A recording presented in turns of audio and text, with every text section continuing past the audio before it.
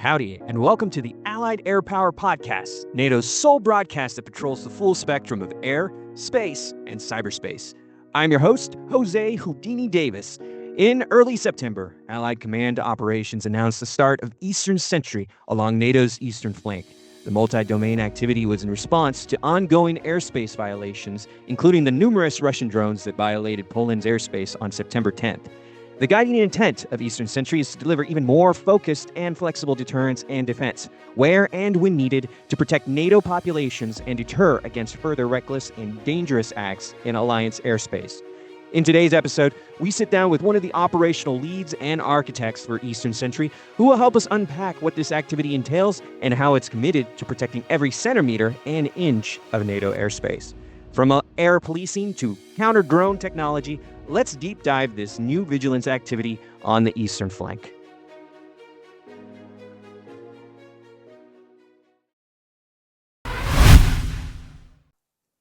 Today's guest is Lieutenant Colonel Brennan Gallagher, call sign Thor, a senior planner in AirCom's A-35 and one of Allied Air Command's operational leads for Eastern Sentry. A U.S. Air Force Weapons School graduate and command pilot with 2,400 plus hours, who now orchestrates AirCom's multi-domain integration across NATO to strengthen air defense and counter UAS along the eastern flank. Thor, sir, welcome to the show. Awesome. Great to be here. Appreciate that awesome introduction, Jose. Well, sir, just tell our audience a little bit about yourself. Absolutely. So as you said, I'm a A35 senior planner.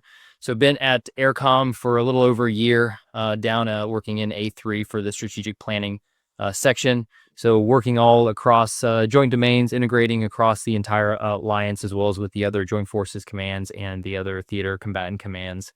As far as background on me, so I'm in HC-130, so that's a Hotel Charlie 130 pilot, which is just the rescue variant of the C-130. So I've got several deployments to the Middle East and the Horn of Africa, looking specifically at kind of the joint personal recovery aspect of that. And currently right now, I'm also a NATO Defense College Next Gen Fellow. So I've been working along there, working some of our kind of theories to victory. So it's been also very insightful. You also have written some papers and some thought leadership. Do you want to share with our audience some of the things that you're really interested in your research? Yeah, absolutely. So I've had the honor and privilege to have a little bit of time to reflect on some of the things I'm interested in. I found that writing papers and kind of building that argumentation has helped me kind of collect my thoughts. So a couple of my recent publications, one was bittersweet new member for NATO, and that's when Finland joined, and it kind of balances out the benefits of them joining the team, as well as the risk associated with having the extended border with one of our primary adversaries. So kind of looks at that. And the recent one that I had actually last month was No One Left Behind, which covers the kind of the operational gaps in the current joint personal recovery capabilities for NATO. So it provides an argument of like where we need to go and how we can ensure that no one's worst day is going to be the last. Well, I didn't want to go on to the next question until you got to speak some of it, because you're one of the smartest dudes here at AirCom. So we're glad that we got you on the podcast to just talk about this important subject, Eastern Sentry. So next question, in your words, how would you briefly describe what Eastern Sentry is for NATO? That's a great question, and I have to answer this one multiple times a day. So Jose, thanks for bringing this one up. So really, Eastern Sentry is SecGen Ruts as well as SACEUR's reaction to the NATO airspace violations that we've seen recklessly from Russia over the past several months, specifically looking at the ones that occurred on the 9th and 10th of September, just last month. So what it really is our kind of the NATO's response and our shift from really an air policing mindset to an air defense mindset. So now we're no longer just air policing has the connotation of we're controlling the skies, we're protecting when and where we can. We're really air defense is increasing our posture, where we're pushing more to the area of defense to ensure the sovereignty and integrity of NATO's eastern flank. Now, you mentioned multi-domain. That's the popular buzzword around here in these parts. Can you explain to our audience how Eastern Sentry is multi-domain in nature? Absolutely. So as we as the lead for Eastern Sentry, of course, AirCom, we have a great grasp, and most of our capabilities lie in the air domain. So really, the multi-domain comes into how do we affect and protect the eastern flank through cyber, space, land, and maritime, as well as our own air domain. And really, what we're looking at is we cannot just solve this problem. There's going to be no silver bullet. The air domain cannot stand alone and solve it. So we're working with those other domains, specifically a lot of great integration with the land domain to identify some solutions, really with the counter UAS front, where land have some phenomenal innovation and experimentation. Yeah, that's a great point. No silver bullet. And to that point, counter UAS really is top of mind for a lot of people, a lot of allied populations, especially on the eastern flank, working with LANCOM and the other domains. How is NATO innovating on the UAS threat? Oh, yeah. So great question there. Still continued on when it comes to how much work is being done in the counter UAS space. What makes it also unique is the counter UAS capabilities really capture the essence of the ever evolving character of war and not the nature of war. So as we've seen in Ukraine, UAS have had a strategic level impact to the battle space there.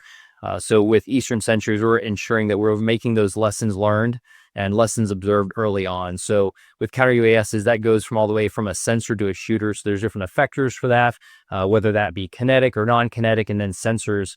Of course, the problem changes from, we're talking specifically air domain. And, you think back traditionally to, there's a radar cross-section for an aircraft.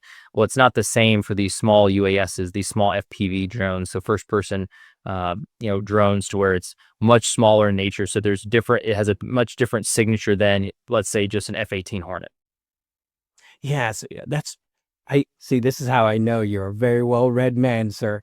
The character of war is changing, right? Instead of nature. Where is that? Is that the gentleman that I'm trying to? I've heard that before. Do you know on top of your head who said? I believe it's Clausewitz. Clausewitz is even better. Yeah, but I bring that up because we had an interesting conversation with Air Marshal Stringer, right? And he's a student of history, and I think a lot of our thoughts are, in the Second World War with the advent of air power and bombers and everything. Like, this is really a new dynamic and a change of warfare. So on that point, sir, what areas does Eastern Sentry need to focus on? Yeah, so I'll absolutely revert back to really a catalyst for Eastern Sentry itself. So that was from the incursions from the uncrewed air systems, the one-way attack, uncrewed air systems over the 9th and 10th of September. So that's really where we've seen it change the most, is you have these very cheaply made, small payload systems that are moving across borders that don't have any plans to return. So they are truly one-way effectors. And because they've gotten the scale and the cost low enough, they can have those provide a significant impact and effects on the environment, where before it was long range, either air launched or long range fires could provide such capability, but now they're able to do it cheaper and a lot greater scale. So that's the primary threat that we've seen, and really the change the character of war. And you reference, the catalyst of the event, the 9/10 September event. During that event, we saw several NATO nations, either individually or within NATO, contribute capabilities, I guess pre-nascently to Eastern Sentry, but at the time of the event. Now that we're like a month or 2 months hence, how is NATO augmenting resources to nations in support of their own national plans, to kind of mitigate events like we saw in September? Another awesome question. Yeah, I've been truly impressed by how much and how just formidable some of our contributing forces have been from some of our allies. So you've had Czechia step up and provide Mi-171s helicopters, so special operations helicopters. You've had France step up to deployed Rafales, as well as an A400, and then Germany has also contributed Eurofighters, and that's just to name a few. So there's several more beyond that. So it's been very impressive seeing our allies step up in response to Eastern Sentry. And we're still getting folks and other contributions to this day as nations identify any excess resources that they have and any contributions that they want to make, understanding that the sovereignty of the eastern flank is one of our primary focuses right now. Now, shifting gears just a little bit, how how do you think policies and ROEs, rules of engagement, are going to change or are changing and syncing with the development of Eastern Sentry? So there's going to be, I think, several policy and ROE changes, so rules of engagement changes that are going to make Eastern Sentry that much more effective as an air defense kind of posture. Some of the things that you need to look at are, one, we've again been very air policing focused. So when it comes to ROE changes, when you're using multi-domain effectors, you have to understand the implications and the potential, downsides of using some of those systems. So that's where it's important to get the legal reviews and getting the updated policies and ensuring that all the entire alliance as a whole understand the opportunity costs as well as the opportunity losses with changing some of those recommendations. So that's one of the things that the Eastern Sentry team is doing, is identifying some of those things. So we're pushing them up to SHAPE and as well as to the North Atlantic Council. And I imagine we've kind of gotten a precursor of that with the innovation that we've done here at AirCom with IAMD, Integrated Air and Missile Defense, which is, in your to use your words, involves multi-domain effectors. How do you see IAMD, Integrated Air and Missile Defense, tying into Eastern Sentry? So really, integrated air and missile defense is a backbone of Eastern Sentry. So what Eastern Sentry is doing essentially is it is optimizing and streamlining our IAMD architecture.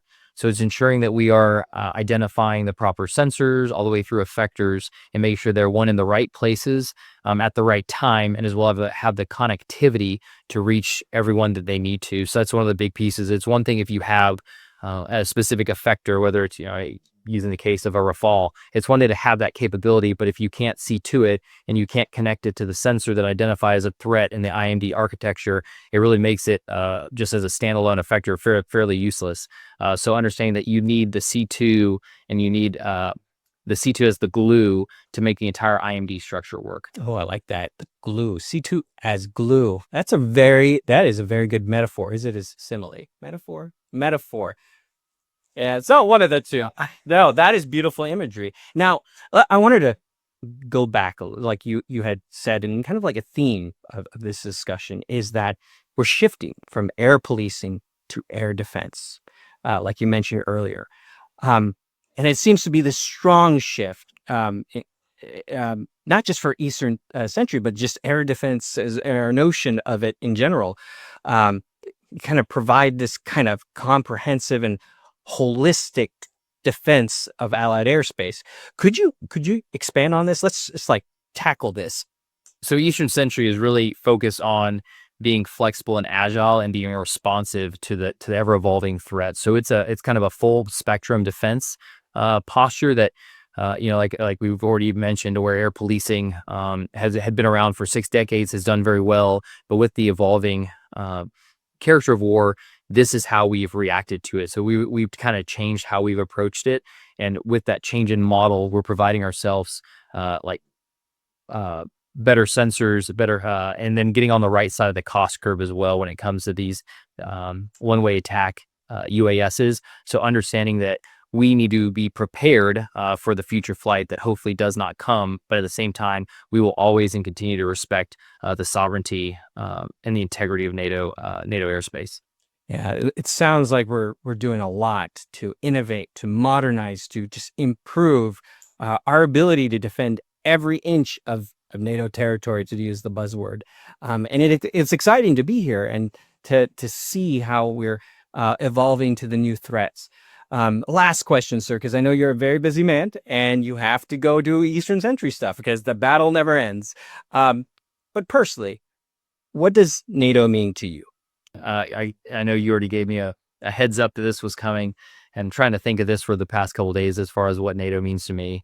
Other than probably one of the best assignments and being part of one of the best communities I've ever had the privilege of being a part of.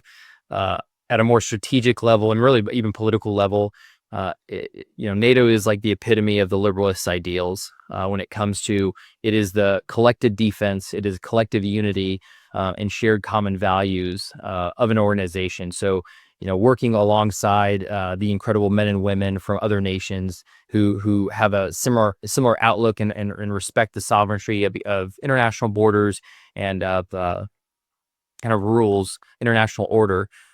Is pretty spectacular, and I've been honored to be a part of it. And of course, seeing NATO now that just celebrated its 75th, I believe, 76. Now, I'm thinking last year's 76th anniversary. So how much stability that NATO has given to Europe over the past 76 years is quite impressive. Epitome of liberal ideals. Whew, you're putting Air Marshal words. It would run for his money on that. I think you topped him on that one. I don't know. He's got the King's English down. Well, thank you, sir, so much for being on the show, and most importantly, just educating our audiences inside view of what Eastern Sentry is. I think a lot of Allied publics are just watching the news, trying to understand what's going on, and your voice to reassure allies that we're ready, we're transforming, we're protecting airspace, I think is really reassuring for everyone. Thank you for being on the show, sir. Awesome. Thanks, Jose. Thanks for having me on the podcast. That wraps up this flight of the Allied Air Power podcast, where news-driven updates meet the authentic voices behind the mission to defend every inch of NATO territory. And speaking of which, defending every inch of NATO territory, today we learned about NATO's Eastern Sentry, a flexible multi-domain activity along the alliance's eastern flank, launched in early September after Russian drones violated Polish airspace, tightening vigilance, reinforcing air defense, and accelerating counter-UAS tech and tactics in concert with Allied command transformation and other stakeholders across Allied command operations. That's what it's all about. AirCom is leading the integration of these contributions with integrated air and missile defense. We're grateful for Thor's time to help us understand the Eastern Sentry framework. At its core, this activity is comprehensively multi-domain, innovating on counter-UAS and augmenting member nations' national plans. Now, if you found value in today's episode, share the show and leave a rating so others can navigate air, space, and cyberspace with us. Explore deeper coverage anytime at ac.nato.int and send us your questions or topics you'd like us to tackle. Until our next sortie, stand ready in the air, secure in cyberspace, and steady on the path to the stars.